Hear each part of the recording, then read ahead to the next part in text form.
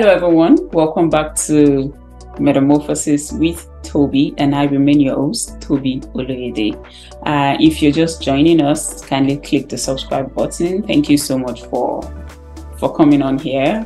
Share, like, ask questions, drop your comments, and always to our returning viewers, thank you so much for anticipating and coming back to watch or listen, depending on whatever platform you're watching or listening from. Thank you so much. Also, if you have not subscribed, kindly click the subscribe button and kindly share. So today we will be talking on a very interesting topic. It is both interesting and educative. Yes, I would like to say that, interesting and educative. And we will be talking on endometriosis. And so today, you know how we do it, we always have guests on here. So we would have our guests. And so this person, very special person that we have today, is a medical practitioner in Lagos, Nigeria, where she passionately contributes to the advancement of the Nigerian healthcare system, and our commitment extends to volunteering in numerous outreach programs, all of which are aimed at bolstering sustainable healthcare access for our community. And in addition to our medical career, she spends her time building the Faber brand, that's FABA, which is a thriving business that celebrates Africa's vibrant culture. And so today, to talk to us on endometriosis, we have Dr. Happiness Ezeakune. Hello everybody, good morning, good afternoon, good evening. Thank you so much for coming. So everyone, thank you so much for tuning in. And so, like I said, it will be interesting and educative, so sit back, relax, and enjoy the show.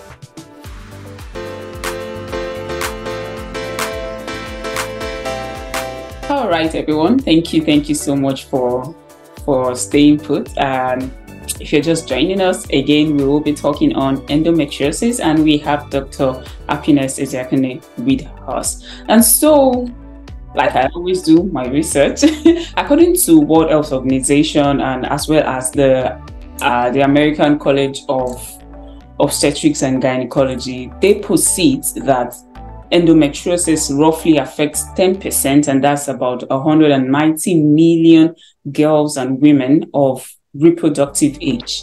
And so, unfortunately, it has wrongly been perceived as a chronic disease that is rare among women of African descent.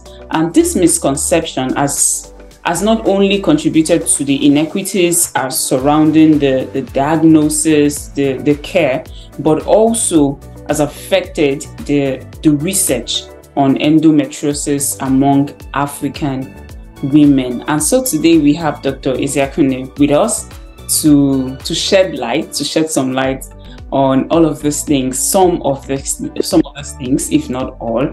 And so the first question I would like to ask you, Dr. Ezeakune, is: have you spoken or treated or diagnosed anyone who has, or even diagnosed anyone to have endometriosis? Sorry about that. Yeah. Okay. I have not personally diagnosed anybody with endometriosis, but I have spoken to people who have been diagnosed with endometriosis. Yes, I have. I've had people who have been diagnosed. Okay. So how was any of these experiences from your talk with them? The thing is, it took a really long while before they even knew they had endometriosis. So this person actually presented to the hospital for infertility. So they've been trying to conceive for a while and have not been able to for years. And like during history and examination, then they found out that the person actually had endometriosis, which is wrongly perceived as, okay, she has had a painful menstruation for a long time that seemed like the norm. So there was nothing about it. Just felt like it's normal for you to have painful menstruation and all of that. And that's what has been going on for years. Before she got married and found it really difficult to have a child. and they found out, okay, that was actually endometriosis that she had. So yes, that's one experience I've had. I've heard. Okay, all right, thank you so much for sharing that, and thank you for touching on one of the misconceptions that I have read about, to be that people think that painful menstruation or period is just it. And thank you so much for saying. And I know that as we go on, we will touch on maybe the symptoms and causes and all of that. So for lay people like me, us, how would you yeah, so how would you, or simply put, how would you explain what endometriosis really is? Okay, so for the woman, a woman has a womb. Everybody knows what a womb is, which is the uterus. So first, an endometrium is like the inner lining of the uterus, like that sheet that lines the inner part of the uterus. That's the endometrium. So when you say endometriosis, you mean that particular lining is found not in the uterus this time, but outside the uterus. Now, that lining is normal, but it's found in an abnormal location. That's what we call endometriosis. So finding the lining of the uterus, which is the endometrium, in any other place that is not the uterus, that's the endometriosis. Okay. All right. Thank you so much for that. You said any other place that is not the uterus. Within the uterus, actually, within the uterus. Okay. Yeah, I really wanted to say, to touch on that also, because another misconception that I have found is that some people say, according to a report from Harvard, some people think that it's only you don't find it, or this lining, beyond the uterus, or it's like it's only limited to that part. And I'm glad that you did say that outside or any other place. Thank you so much for that. So now we understand what endometriosis is. So what are the causes? What do you think? Are there things to look out for? What leads to all of that? You know, there have actually been speculations about what could possibly cause it. There's really no known cause. They're just theories as to this might have caused it, this might have caused it. So there's one that is widely held because they've tested in animals and they feel like that's the cause, but in humans it's not really clear cut. They say something like retrograde menstruation, where for some people, you know, normally when you menstruate, that uterus lining, that's the endometrium, sheds and flows as blood. But for some people, it goes backwards. So that's like retrograde menstruation. And they feel like, okay, this might be the cause of finding that lining outside the uterus. But it's still on that because it doesn't account for some other causes, like finding that same tissue in the lungs or finding any other part of the body that is not close to your uterus. So some other people say maybe some stem cells, changed, something they call cell hyperplasia, but that's all theories. Actually, there's really no known cause to endometriosis. Okay. All right. So if there are no known cause for endometriosis, what then should one look out for? Like what are the symptoms that Okay, I mentioned there's no cause, but there are risk factors. Okay. There are risk factors. Like if there's a family member, particularly your sister, your mom, who has been diagnosed with endometriosis, that's like a risk factor for having it. Some other ones that as listed are starting menstruation early or not giving birth, having longer exposure to estrogen, that's not giving birth early, can also be a cause of a risk factor, rather, not a cause but a risk factor. Yes, some symptoms.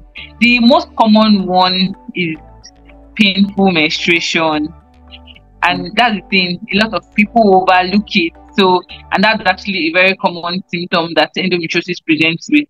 So painful menstruation, then chronic pelvic pain. That's some people complain of having pains in their lower abdomen, which is also a symptom. Then having pain during intercourse. So yes, that's also. Then some other symptoms, which is actually the symptoms are associated with the extent of this one. It's like it kind of reflects where that endometriosis is found. So some people can have pain while urinating or while defecating, and it kind of points to, oh, this thing might be in the rectum, or it can be the bladder. Do you understand? So yes, those are the common symptoms. And then there's also heavy bleeding, which some people feel, oh well, it's normal, but that can also be a symptom of endometriosis. Yes, because I know that if I would hear that yes, someone has heavy bleeding, I guess I would just think that it's normal. It's been happening, and also like the painful menstruation is like, it's the norm every month. And all of this thing comes with different, like, period, menstruation itself. It's like, I know that's like a whole other topic on its own, but that's like, it's the normal thing. If you don't have the normal regular menstruation, it's like you just have to experience the painful one, and it's like almost everybody does. At least that's what I would think, and I would think that it's nothing more than just the painful menstruation. And thank you so much for mentioning that and letting us know that that's some of the things to look out for. Symptoms of endometriosis. You did mention a painful menstruation,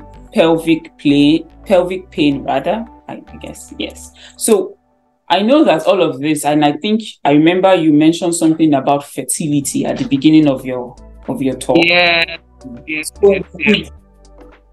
Can we say that is one of the effects, even if that is one of the effects of experiencing endometriosis? Is that the only effect, or what else? Okay, so I forgot to mention, infertility is also a symptom, because some people don't even know they have endometriosis until, say, they're looking for a child, and then they find out that it's funny, but that can also happen. So yes, infertility is also a symptom, is a complication of having endometriosis. The reason for this is that what happens when those endometrial tissues are found outside the uterus where they're supposed to be, they actually undergo the same changes the uterus goes through during menstruation. So they get engorged and they also bleed. And so bleeding will cause scar tissue to form, which will cause adhesions. Adhesions means that, say, wherever these things are found, wherever these endometrial tissues are found, they can be joining together or whatever is there. So you can have the bladder joined to the uterus, or the uterus joined to the bowel, or the uterus joined to the rectum. All of those things are what causes, and there's kind of distortion of the normal structure of that female reproductive system. And so this can also actually cause, that's one of the reasons why there's infertility. Another thing is addition. So that joining together is what we call addition. That's also a complication. And from these additions, having chronic pelvic pain is a complication, because I can imagine someone like living their whole life constantly experiencing pain, which sometimes is not only limited to during their cycle, can also occur outside of their cycle.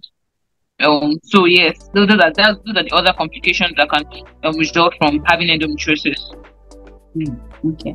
Said that there's no treatment for endometriosis. Is that true? If there's no treatment, what? Or maybe I'm mixing it up. Is there treatment for endometriosis? Maybe we should. Okay. So what there is that there is no cure for endometriosis. That's the sad truth. There's no cure. There are, however, treatment options which are aimed to, relieve the pain, because that's one of the major symptoms people have is pain. So the treatment options are aimed at relieving this person's pain. So this person can be given drugs like anti-inflammatory drugs. That's your normal painkillers, something for the pain, and then also hormonal therapy can be instituted. So the reason for this is, what is even causing the pain is the fact that this person is bleeding in where she's not supposed to bleed. So giving hormonal therapy just sort of stops that cycle of bleeding and all of that. So that also helps relieving the pain. For some people, treatment option can be as severe, if that's the word to use, that right word to use, as removing the uterus or removing the ovaries, so that that person, does not experience any of that again. But that's actually if the person is past the age of fertility, doesn't want to give birth again. So a treatment option also depends on, is this person young, or she wants to give birth or not, or this person doesn't want to give birth at all. That's what will determine what treatment option is best. But truth is, there's no cure for it, sadly. Yes, that's like so sad, particularly because of the pain that yeah. One having to experience pain like continuously. That's so now I know that we've talked about the symptoms, the causes, effects, the treatment, but is there a way for one to prevent, like, okay, I don't, what can I do if that's possible? Is it? Actually, nothing. There's also no prevention, and that's why this is a very good idea. This, you talking about it and letting people be aware about it, is a very good idea. Very good idea, because the most important phase, or the most important aspect of this illness, is early awareness. So if you know on time, okay, so breaking the myth that painful menses is the norm. That's where it starts from. When we know that, okay, I'm having, okay, let's say someone presents with, or someone tells you that I'm having normal menses, rather than tell the person that it's normal, it should go, you should actually tell the person you need to see a doctor. It starts from early awareness, because early awareness would, and the person visits the doctor, most likely will institute treatment earlier, and it won't stop the illness, but at least the adverse effect, it would lessen it. Yes. You understand? Early awareness is key for this treatment. Of course, there are newer and like improved modules of treating in medicine. So we are hoping that in the nearest future there'll be a cure.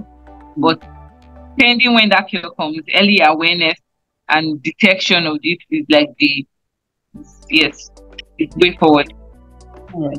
Yeah. So I know that you said that breaking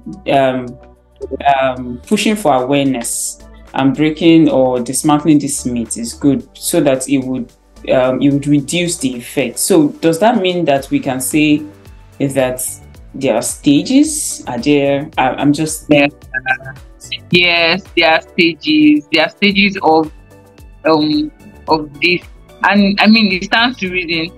For some people, okay, so if you stop what is causing the spread of this normal tissue rather outside the uterus, it depends on how far it has gone. For some people, just very little.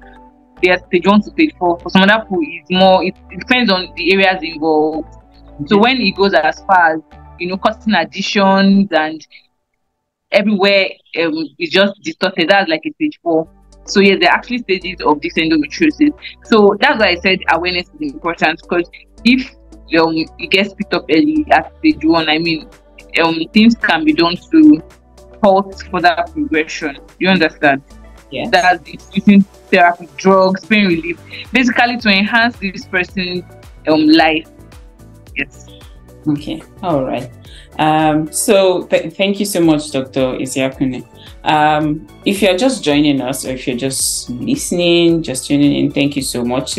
Today we did talk about endometriosis, and our guest here already talked to us, already explained what it is, what it's not. I guess she did touch on what it's not. Even from our discussion, we've talked about the causes, the symptoms, the effects, and yes, there are different stages of endometriosis. And I think one key thing that I'm taking or one key takeaway from our conversation is pushing for awareness, educating people, letting people know that there are so many myths around endometriosis, and particularly experiencing painful period and painful menstruation isn't a norm.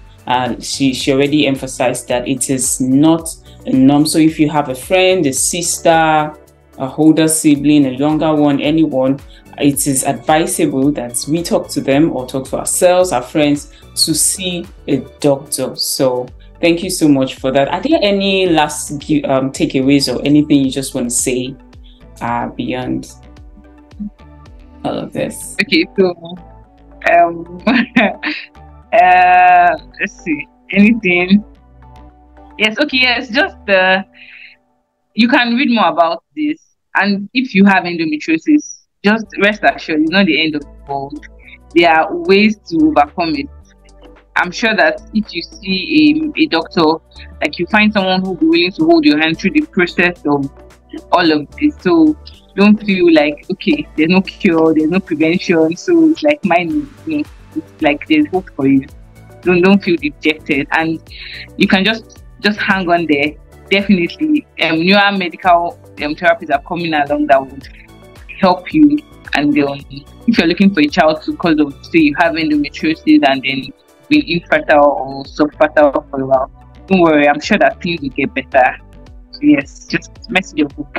Thank you so much for mentioning that word. I was going to say thank you for leaving us on a note of hope. Yes, there is hope. And also to everyone watching, listening, and let us be support systems to people around us, to our women around us, whenever they experience this or whatever it is they are going through. And as we always do, we do not leave without a quote. I have a quote here with me from Michelle Obama, and it says, "There is no limit to what we as women can accomplish." I take it again from Michelle Obama. There is no limit to what we as women can accomplish. And I like to even say this further to everyone, be a man, be a woman, whatever sexual orientation. There is no limit to what we all can accomplish. Thank you so much for watching. Drop your comments, your questions. Click the like button, subscribe, and share to your friends. And again, this is Metamorphosis with Toby.